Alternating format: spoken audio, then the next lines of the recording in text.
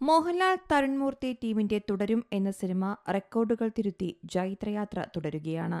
ചിത്രം കേരള ബോക്സ് ഓഫീസിൽ നിന്ന് മാത്രം 100 കോടിയിലധികം രൂപ നേടിയിരിക്കുകയാണ്. ഇതിന്റെ സന്തോഷം മോഹൻലാലും സമൂഹമാധ്യമങ്ങളിൽ പങ്കുവച്ചിട്ടുണ്ട്. കേരള ബോക്സ് ഓഫീസിൽ മാത്രം 100 കോടി നേടുന്ന ആദ്യ സിനിമ എന്ന റെക്കോർഡ് നേടി തുടരും. നമ്മൾ ഒരുമിച്ച് സൃഷ്ടിച്ച ഒരു നാഴികക്കല്ല്. കേരളത്തിന് നന്ദി എന്നാണ് മോഹൻലാൽ കുറിച്ചത്. അതേസമയം ആഗോള ബോക്സ് ഓഫീസിൽ നിന്ന് തുടരും 200 കോടി കടന്നിരിക്കുകയാണ്. ചിത്രത്തിന്റെ നിർമ്മാതാക്കൾ തന്നെയാണ് ഈ വാർത്ത പുറത്തുവിട്ടത്.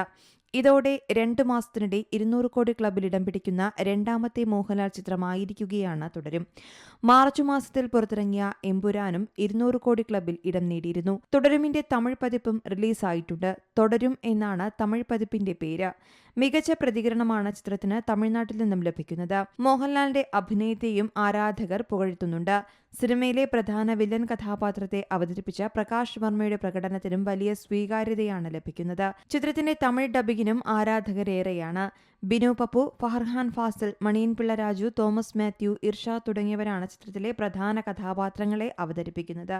നിരവധി പുതുമുഖങ്ങളും ചിത്രത്തിലുണ്ട്. മാത്രമല്ല 20 വർഷങ്ങൾക്ക് ശേഷം മോഹൻലാൽ ശോഭന ജോഡി ഒന്നിക്കുന്നുവെന്ന പ്രത്യേകതയും ചിത്രത്തിനുണ്ട്. News desk Zee Malayalam news. ഏറ്റവും പുതിയ വാർത്തകളും വിശേഷങ്ങളും വിരൽ തുമ്പിലറിയാൻ സീ മലയാളം ന്യൂസ് എല്ലാ ഡിജിറ്റൽ പ്ലാറ്റ്ഫോമുകളിലും ലഭ്യം.